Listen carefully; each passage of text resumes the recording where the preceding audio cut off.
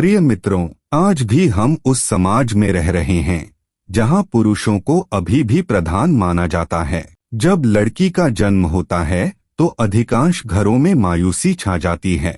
मित्रों, यह बात आपको जानकर हैरानी होगी कि लड़की का जन्म हर किसी के घर में नहीं होता, बल्कि उसी के घर होता है जो भाग्यशाली होते हैं और अपने पुण्य कर्मों को अर्जित किए होते हैं। और आज हम आपको यही बताने जा रहे हैं कि भगवान कैसे घरों को लड़की का जन्म देने के लिए चुनते हैं और वह कौन से पुण्य कर्म हैं जिसकी वजह से कोई भी इंसान बेटी का माता पिता बनता है। नमस्कार दोस्तों, धर्म वचन चैनल पर आप सभी का स्वागत है। अगर आप भी भगवान श्री कृष्ण के भक्त हैं तो कृपया कमेंट में जय श्री कृष्णा जरूर लिखें। तो चलिए शुरू करते हैं आज की प्रस्तुति। मित्रों, भगवान श्री कृष्ण और अर्जुन के बीच एक संवाद होता है। इसमें अर्जुन पूछता है कि माधव, किसी व्यक्ति के घर पुत्री और धन की प्राप्ति कैसे होती है, अर्थात घरों में बेटियों का जन्म कैसे होता है। तब श्री कृष्ण अर्जुन से कहते हैं, हे पार्थ, यदि किसी के घर भाग्यशाली होते हैं तो वह बेटियां सौभाग्य से जन्म लेती हैं, और जो स्त्री या पुरुष अपने पूर्व जन्म में पुण्य कार्य किए होते हैं उन्हें ही एक बेटी के माता पिता होने का सौभाग्य प्राप्त होता है। बेटियों को जन्म देने के लिए वे ही घर चुने जाते हैं जो उनका भार सहन कर सके। हे अर्जुन, जिस दिन इस सृष्टि में बेटियों का जन्म लेना रुक जाएगा उस दिन धीरे धीरे इस सृष्टि का अंत हो जाएगा। मित्रों को भगवान श्री कृष्ण की इन बातों पर गौर किया जाए तो उनका कहा बिल्कुल सही है, क्योंकि बेटियां अगर नहीं होंगी तो किसी का भी वंश आगे नहीं बढ़ सकता। दोस्तों, आपने भी कई लोगों को कहते सुना होगा कि जिस घर में बेटी का जन्म होता है वह घर स्वर्ग के समान होता है, क्योंकि बेटा तो केवल एक कुल को रोशन करता है, बेटियां तो दो कुलों को रोशन करती हैं। माता पिता के घर को बेटी के रूप में अपने उत्तरदायित्वों का निर्वहन करती हैं।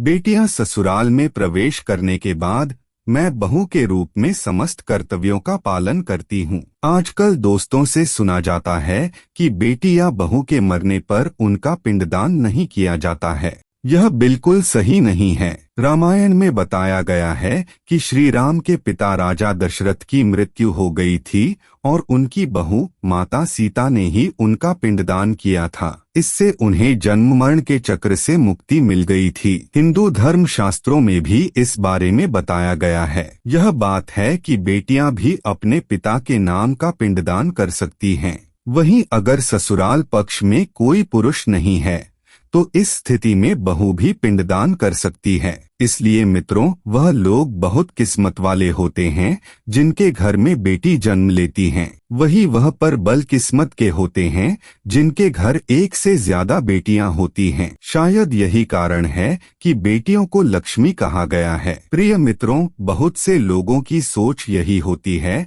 कि अगर कोई बेटी है तो उसे समय गंवाने की जरूरत नहीं है और उसके लिए पढ़ाई में पैसे लगाने चाहिए। वे जल्द से जल्द उसकी शादी कर देने की सोच रखते हैं, लेकिन यह सोच एक बेटी के भविष्य को बर्बाद कर देती है। कृपया सोचिए कि एक बच्ची के मन में कितने सपने होते हैं। उसे कुछ करना होता है, लेकिन ये सपने सिर्फ सपने ही रह जाते हैं। इसलिए हमें अपनी बेटियों को सपने पूरे करने की अनुमति देनी चाहिए। हमें उन्हें जीवन में हर वह खुशी देनी चाहिए जो उन्हें मिलनी चाहिए। उसका मित्र भगवान का आभार व्यक्त करते हुए कहता है कि मैं धन्य हूँ कि मेरे घर में बेटियां नहीं हैं। इस संदेश को सुनकर पिता की आंखों में आंसू आ गए। तब उसकी बेटी पिता के मित्र से कहती है कि अंकल, भगवान हमेशा भाग्यवान को ही बेटियां देते हैं, कभी गरीब को बेटी के रूप माता लक्ष्मी नहीं देते हैं। भगवान उसी को पुत्री का सुख देते हैं जिसके अंदर पालने की सामर्थ्य होती है, जो गरीब होकर भी अपनी बेटी को पाल सकता है।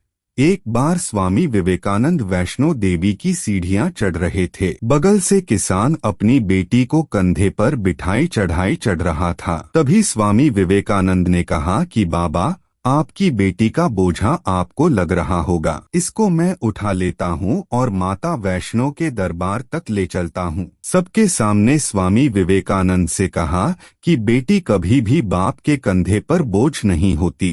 बेटियां, अब विचार करने की बात है कि कौन सी क्रिया के बाद आप किसी के घर में लड़की के रूप में जन्म लेते हैं और उनके घर के लिए लक्ष्मी का स्वरूप साबित होते हैं।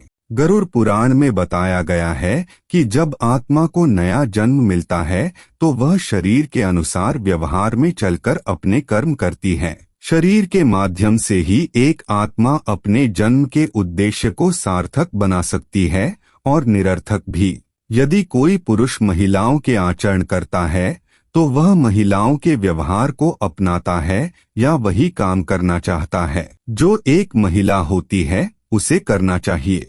पुरुषों की आत्मा का शरीर धारण करना, यही गरुड़ पुराण में बताया गया है। यदि कोई व्यक्ति मृत्यु के अंतिम क्षण में किसी स्त्री को याद करते हुए प्राण त्यागता है तो वह अगले जन्म में स्त्री के रूप में जन्म लेता है। वही अगर वह अंतिम क्षण में परमेश्वर का नाम लेता है तो वह मुक्ति के मार्ग पर अग्रसर हो जाता है। अगर यह वीडियो आपको पसंद आई हो तो लाइक और शेयर जरूर कीजिएगा। अगर आपने हमारे चैनल को सब्सक्राइब नहीं किया है तो जरूर करिए। और हाँ, वीडियो को अंत तक देखने के लिए आपका बहुत बहुत धन्यवाद।